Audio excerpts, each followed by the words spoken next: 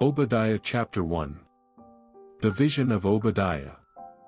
Thus saith the Lord God concerning Edom, We have heard a rumor from the Lord, and an ambassador is sent among the heathen. Arise ye, and let us rise up against her in battle.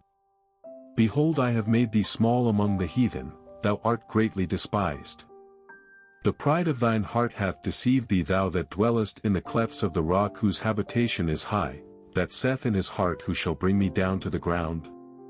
Though thou exalt thyself as the eagle, and though thou set thy nest among the stars, thence will I bring thee down, saith the Lord. If thieves came to thee, if robbers by night, how art thou cut off? Would they not have stolen till they had enough? If the grape gatherers came to thee, would they not leave some grapes?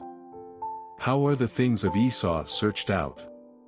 How are his hidden things sought up? All the men of thy confederacy have brought thee even to the border. The men that were at peace with thee have deceived thee and prevailed against thee.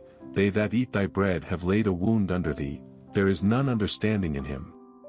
Shall I not in that day, saith the Lord, even destroy the wise men out of Edom, and understanding out of the mount of Esau? And thy mighty men, O Taman, shall be dismayed to the end that every one of the mount of Esau may be cut off by slaughter. For thy violence against thy brother Jacob shame shall cover thee, and thou shalt be cut off forever. In the day that thou stoodest on the other side, in the day that the strangers carried away captive his forces, and foreigners entered into his gates and cast lots upon Jerusalem, even thou wast as one of them.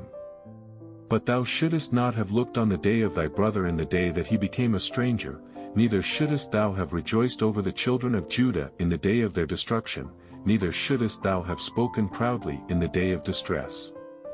Thou shouldest not have entered into the gate of my people in the day of their calamity. Yea, thou shouldest not have looked on their affliction in the day of their calamity, nor have laid hands on their substance in the day of their calamity, neither shouldest thou have stood in the crossway to cut off those of his that did escape, neither shouldest thou have delivered up those of his that did remain in the day of distress. For the day of the Lord is near upon all the heathen, as thou hast done it shall be done unto thee, thy reward shall return upon thine own head. For as ye have drunk upon my holy mountain, so shall all the heathen drink continually. Yea, they shall drink, and they shall swallow down, and they shall be as though they had not been. But upon Mount Zion shall be deliverance, and there shall be holiness, and the house of Jacob shall possess their possessions. And the house of Jacob shall be a fire, and the house of Joseph a flame, and the house of Esau for stubble, and they shall kindle in them and devour them, and there shall not be any remaining of the house of Esau, for the Lord hath spoken it. And they of the south shall possess the mount of Esau, and they of the plain the Philistines, and they shall possess the fields of Ephraim and the fields of Samaria, and Benjamin shall possess Gilead. And the captivity of this host of the children of Israel shall possess that of the Canaanites even unto Zarephath, and the captivity of Jerusalem which is in Sepharad shall possess the cities of the south.